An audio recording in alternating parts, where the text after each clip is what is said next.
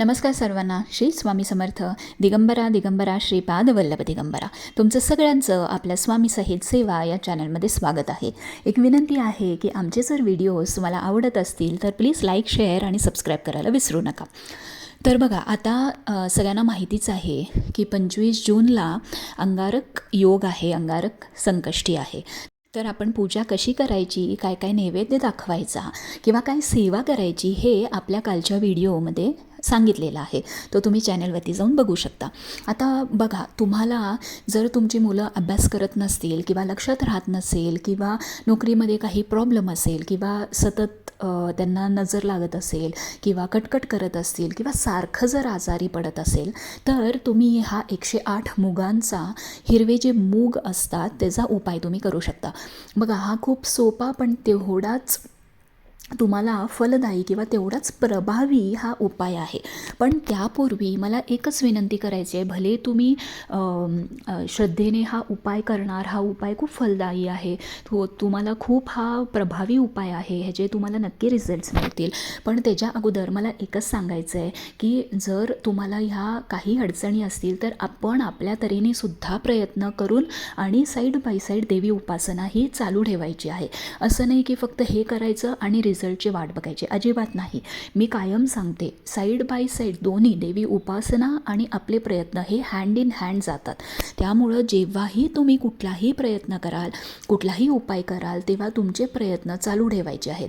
मुलांच्याकडे लक्ष द्यायचं आहे, ते व्यवस्थित अभ्यास करतायत का नाही आहेत. नाही असेल तर त्यांना ट्युशन्स लावा किंवा तुम्ही स्वतः अभ्यास घ्या. नसेल तर त्यांना लिहायला सांगा, पाठांतर करायला सांगा. या बारीक बारीक ज्या गोष्टी आहेत ते त्यांना तुम्ही शिकवा किंवा लक्ष द्या, म्हणजे ते पण तुमच्याकडून शिकतील. आणि जर तुम्ही त्यांना व्यवस्थित जर समजून सांगितलं ना तर त्यांची प्रगती पण नक्की होईल. साईड बाय साईड आपण उपाय करत राहायचे आहे. म्हणजे जे काय बाहेरचे दोष असतील किंवा नशिबाची साथ जी आपल्याला लागते जेव्हा आपण प्रयत्न करतो, कारण त्याच्यामुळंच आपल्याला यश मिळतं, तर ते आपण दोन्ही व्यवस्थित साईड बाय साईड करायचं आहे.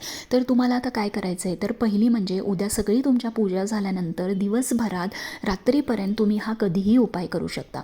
हा उपाय आईने आपल्या मुलांसाठी करायचा आहे. सो ह्या उपायासाठी तुम्हाला कच्चे जे हिरवे मूग असतात, मूग डाळ नाही, जे हिरवे मूग असतात ते व्यवस्थित साबूत म्हणजे अखंड, चांगले अखंड अख्खे बघून घ्या. त्याला कीड नसावी किंवा काही लागलेलं नसावं. ते तुम्हाला बघा, आता समजा तुमचा एक मुलगा किंवा एक मुलगी असेल, म्हणजे तुम्हाला एक जर आपत्ती असेल तर तुम्हाला 108 हिरवे मूग मोजून घ्यायचे आहेत. जर 2 आपत्ती असतील तर 108 एका वाटीमध्ये, दुसरे 108 एका वाटीमध्ये, असं घ्यायचं आहे. तर तुम्हाला देवाच्या समोर बसायचं आहे, छान गणपती बाप्पांना प्रार्थना करायची आहे. तुमची जी काही अडचण आहे, म्हणजे तुमच्या मुलांना जी काही अडचण आहे ती गणपती बाप्पाला सांगायची आहे. आणि त्याच्यानंतर तुम्हाला तुमच्या उजव्या हातामध्ये एक हिरवा मूग घ्यायचा आहे आणि ओम गंग गणपते नमः हा मंत्र तुम्हाला म्हणायचा आहे. आणि तो एका हिरव्या कापडामध्ये तुम्हाला तो मूग ठेवायचा आहे. असं करता करता तुम्हाला 108 वेळा असं करायचं आहे. एक मूग हातात घ्यायचा, ओम गंग गणपते नमः म्हणायचा, त्या हिरव्या कापडावरती ठेवून द्यायचा. आता इथं हिरवा कापडाचं एक ब्लाऊज पीस असेल, प्लेन हिरवं कापड, त्याचे 2 तुकडे केले. तुम्हाला जर 2 मुलं असतील, एक असेल तर एक छोटा तुकडा केला तरीही चालेल, किंवा तुमच्याकडे हिरवी पोटली असेल बाय चान्स तर तीही चालेल.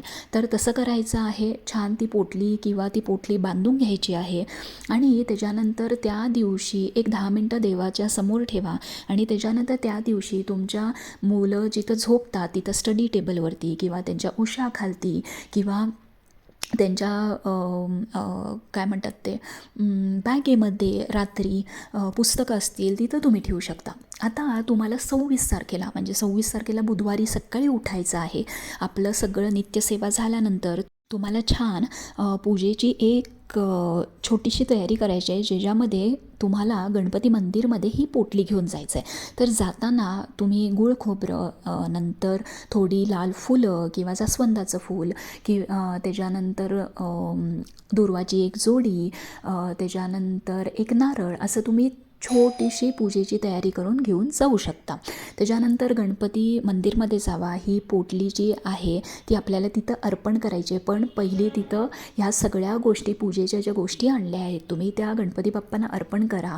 ती पोटली हातात धरा. परत तुमची जी काय तुमच्या मुलांविषयी जी काय अडचण असेल ती मनामध्ये सांगा, प्रार्थना करा आणि ही पोटली तुम्ही गणपती बाप्पाच्या चरणांच्या इथं अर्पण करू शकता. ती परत तुम्हाला आणायची नाही आहे, तिथंच चरणांच्या इथं गणपती मंदिरमध्ये अर्पण करायची आहे. आता बघा, तिथं समजा जर पुजारी असतील तर जी तयारी तुम्ही केली पूजेची ती पुजाऱ्यांकडे द्या आणि ही पोटली पण द्या, जे ते छान गणपती बाप्पांच्या चरणाशी ती अर्पण करतील.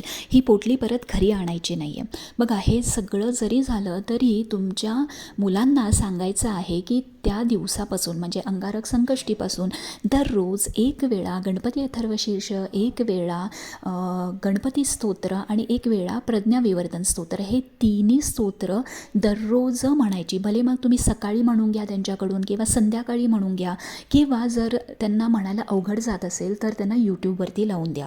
बघा, एकदाच सेवा केल्याने तुम्हाला आयुष्यभर फळ पाहिजे असं नाही होणार. दररोज सेवा केली पाहिजे.